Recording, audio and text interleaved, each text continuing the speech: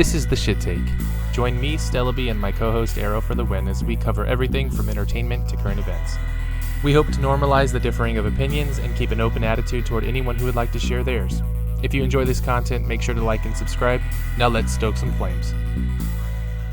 Right, like, I remember when we were young, we would talk about, like, how many movies would it take to cover YuYu Hakusho?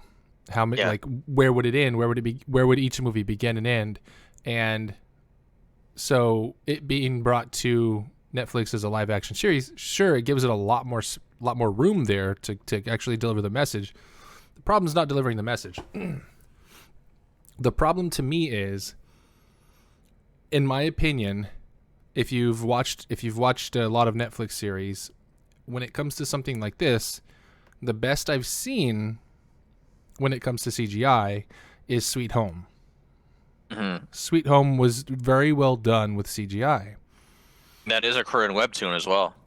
But it's not to the level of where I think it would need to be for, like, YuYu Hakusho. Right. Like, don't get me wrong, it was really good for what it was, but it was very tame. It was really tame CGI. It wasn't super, like, crazy CGI, back and forth fights between characters throwing beams and shit. It wasn't that. But when it comes to One Piece, and of course the other announcement they made for Yu Yu Hakusho, I'm not sure it's going to play too well. Yeah, and those are all what's scaring fast-paced me. fights. Yeah, those are fast-paced fights, and that's the thing too, because again, we've seen these done on the stage. We've seen them done as plays with like wires and costumes that looked up the nines, and they looked amazing. They were functional, but stage play, while done right, amazing. Japan knows what they're doing, obviously, kabuki theater, but is it going to be the fast pace with the special effects necessary? Like, from what I'm seeing through the announcement of Cowboy Bebop, the announcement of One Piece, Yu Yu Hakusho, is all telling me that if it's going to be done by a season, it's going to be 10 episodes. Yeah. So in your mind, you got to break that down, like, of thousands of chapters, hundreds of chapters. Like, what are you breaking down per episode? Yu Yu Hakusho, that to me, that's like saying, okay, the first episode has to be Yusuke dying and literally coming back to life. Otherwise, are you just doing the Spirit Detective saga? Yeah. And just introducing the four main characters as it goes, and then ending with, okay, now, like, the last episode is going to be like, oh, here's your next mission, and then he has to go to Genkai's, or like, because there's like, let's think about, like, the main plot points, right? It's Yusuke dying, and coming back to life. Then there's the items that were stolen that needed to be recovered.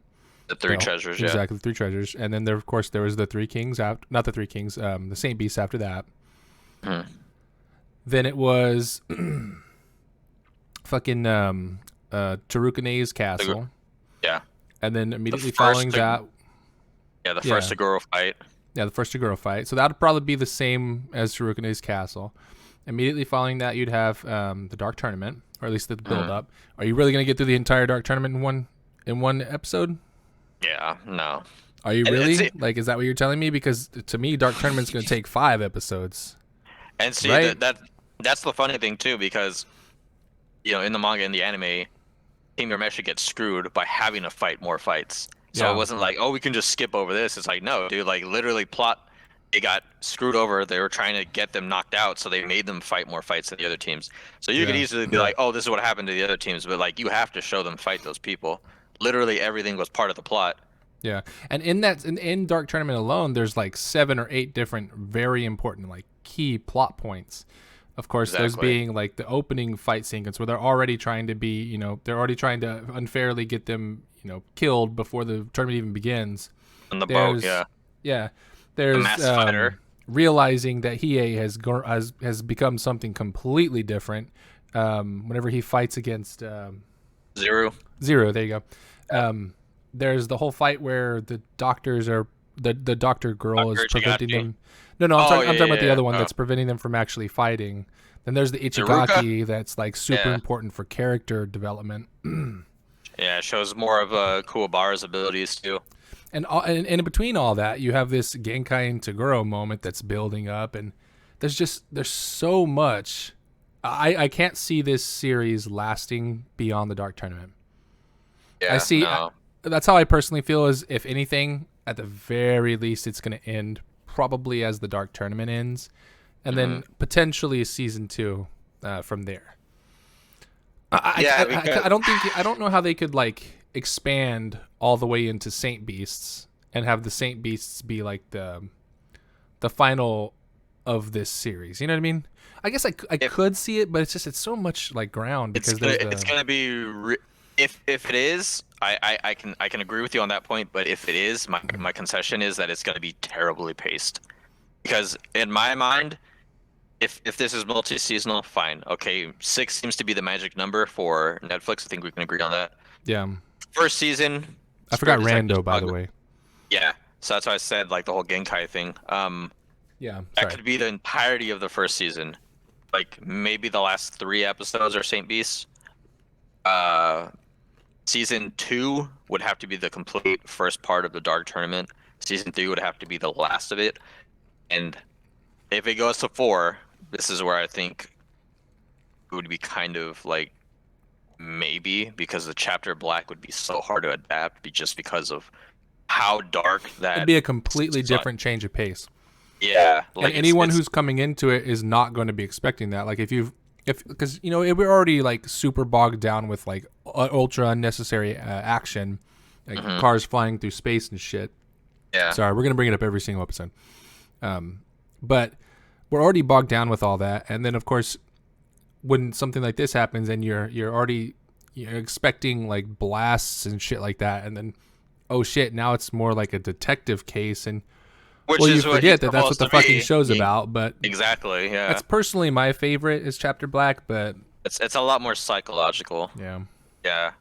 So if they do that, I think they could potentially make it 1 season, and then maybe like I love the Three Kings saga, but I don't think we'll get there. I honestly don't. I think it'd be fucking badass if it was done correctly. Oh yeah. Well, it's still one of my favorites. They need the right music, man. Like I would be okay if they just use the music from the show. Exactly. Just use the music from the show, man. There's nothing wrong with it. It's still. And that's what I'm saying. Like I think that it's Netflix's way of like casting the bait out there and like reeling it in with saying, oh, well, here's the opening you all know and love. It's just like I get it. The music is good. It's a linchpin of what makes it so good. Yeah. But like, got to bring it all together, man. Like you can't go out to dinner and be like, well, at least the entree was good, even though the appetizers, the drinks, and the service were shit, right? Like you got to bring it all together. You got to make it a meal, très magnifique.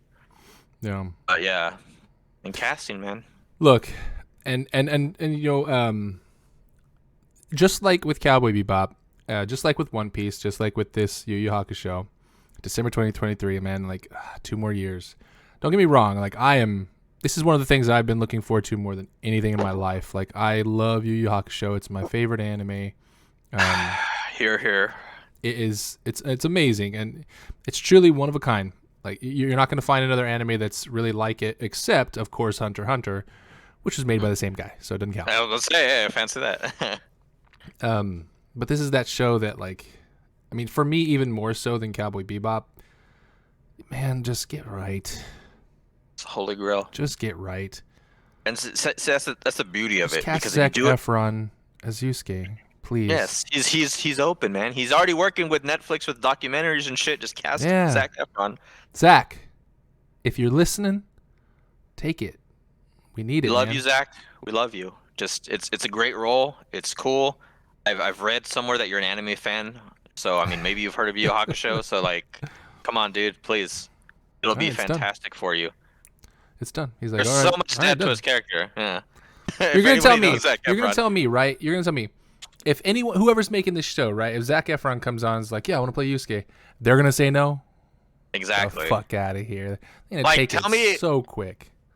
Because the thing is, like, how did John Cho hear about Cowboy Bebop? You know what I mean? Like, that's the thing. Like, is it gonna be John Cho? John Cho is Yusuke? Did you need somebody in their 50s to portray 14-year-old right? And that's the fucked up part, right? Is he is literally 14 years old when the story begins. Yeah, like but again, this episode does take Traveling to this. demon world and Yeah, fucking monsters up. he's a middle school delinquent. You know what I mean? He fights with his fists and Yeah. he learns. Like, dude, like if you're talking about like characters that go through fucking development and you leave Yusuke out of that argument, then you are blind, buddy. 'Cause that's a discussion. Nobody, dude, like Yeah. fuck. By the end of it, by the end of it, he's such a fully realized like person. Like when he comes back and he's just like, hey man, like this is all I've been through. Now I know what's important to me. And again, it all happens to do with like that last episode, just so fucking beautiful. Yeah. Oh my God. I Zac know, dude. Efron, This you is were this. older than that in High School Musical. You can do this. Oh yeah, I'll take Zac Efron, man. Oh my gosh, that'd be such a delight. I don't even know what I'd do. It'd just be a fancy thing. We've been talking about Zac Efron as Yusuke for years, so it's like I'm not even gonna say you heard it first here because we've been talking about this for years. So if it happened, then Because it's not going to be a 14-year-old. no, It's of just course not. not. I Yeah, want two things I can guarantee. They're going to portray him a lot older than he is. yeah. You can bump on high school 100%. easier. Yeah, Right? And what if they even take him and put him in college, right? Because how hard is it? How hard is it to like portray a 14-year-old who beats the shit out of all the adult men that he knows in his life? Like yeah. He's a it's just delinquent. He's like the lone wolf, but the boss of that school. Like he messed yeah. with Sariashi Junior High. This kid's coming for you. Yeah, and I can already see it, right? Like, I can already see the excuses that once if it happens, and they're like, well, it just didn't make sense to have this 14-year-old kid beaten up on It's gonna be demons the and shit. same. It's gonna be We the same decided guy to who turn him said into college student, and you're just like, you're it's supposed to gonna be be a the child, it's gonna be the same guy who said the whole Spike Spiegel thing. You can't be a 20-year-old cowboy. dude, man. Like, Uh, I can already see do that we shit happening though. do we get Blake Griffin as Corbara? It would be magnificent. Like it's casting done right. Yeah, it would be Blake Griffin magnificent, but already it's not going to he happen. acts already. Like you can look Yeah. anybody. I challenge you to look. Just Google Blake Griffin Coolbara, and there's fucking pictures that show why it's beautiful. Yeah, if you haven't seen him, that's perfect. Coolbara, literally first thing in Google. Look at this. Look at these pictures, man. Like he looks like him. He's got the same demeanor, the look. Like my God, like have The Rock as younger Toguro, have Tommy Wiseau as older Toguro. Like I pulled the picture up. yeah, The boy's perfect. absolutely. You get the swagger of it. Like he's tall. He can be that. Coolbara's a tall That's fucker, Blake dude. Like Griffin right there. it is. They're gonna be like Blake Griffin is too young, so we're gonna have to have Ron Perlman portray him. A curly-haired Ron Perlman. Well, God didn't give us Blake Griffin to not make a live action Yu Yu Hakusho. Exactly. And There's like, talks about and don't get me wrong, right? Like this is one of those shows that could benefit from being an American cast or being like just in general yeah, changed. But it should be Japanese. Like it literally takes place in Japan. Yeah. They're all Japanese actors, or they're all Japanese characters. It's very explicitly Japanese. The only ones that are not are really just Hiei. He's the only one that's yeah, not explicitly Japanese because he's a fucking demon.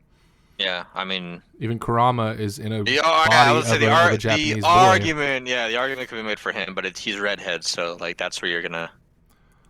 You know what? This is the fucked up thing because Netflix already screwed up on the Knights of the Zodiac because they wanted more female characters, not understanding the plot whatsoever on why most knights are male, and they changed Shun, the Andromeda Knight, like the one with like the pink armor and the chains. They changed Yeah. it to a girl, and which was ridiculous, and like fans hated it because his brotherly bond with his brother Icky was like one of their linchpins.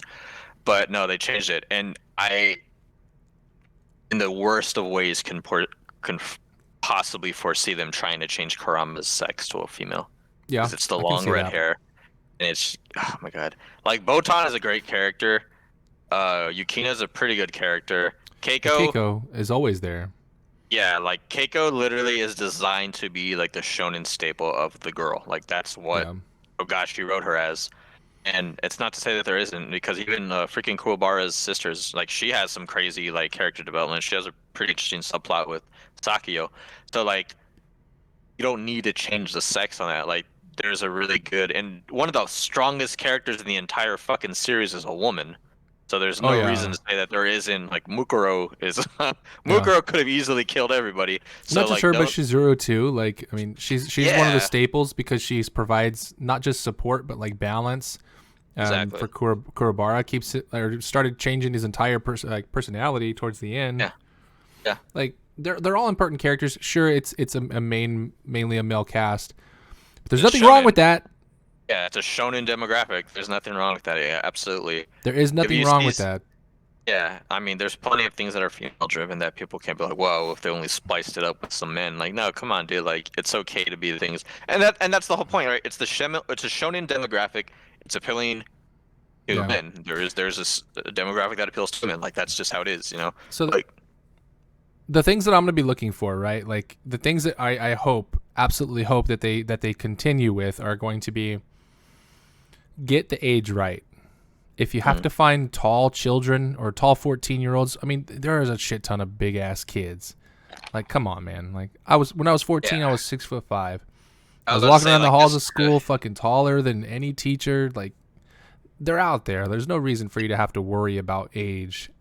Dude, Just my get it brother right. was like 6'2" when he was 13, so absolutely. Yeah, this is the Yeah, generation where, the meat industry really fucking made these kids grow. So yeah, like it'll be reminiscent to find somebody small enough to play Hiei than it would be tall enough to play the other characters. yeah. Part two is if you want to go American or if you want to like Americanize it or just Westernize it whatsoever, just you know, cool. Don't get me wrong, Nat like that's cool. I personally think it should be Japanese. And if you're gonna sub it, get the original fucking dub, like the actual actors. Because why wouldn't you get the original actors to do the fucking dub? Like, I mean, come on. I'm just reading through the comments of the Yu Yu Hakusho stuff. Yeah. The thing about it is, and that's the only real concern I have whenever it comes to like the quality of it is the CGI. Again, Cowboy Bebop is easy. The only CGI is space. Yeah. Most of it The rest is, of it's fucking just acting. It's just people acting and interacting. having fight scenes that don't look like crap. One Piece Um, is not that. Yu Yu it's Hakusho not. is not that. So It, you're it, it's, already it, talking about something that's way harder. Thank you for watching. If you've enjoyed this content, consider liking the video. Also, make sure you're subscribed to be considered in our giveaways. We'll hold them routinely as our subscriber goals are met. This has been The Shit Take. Sometimes it's hard, sometimes it's easy, and we hope to see you next time.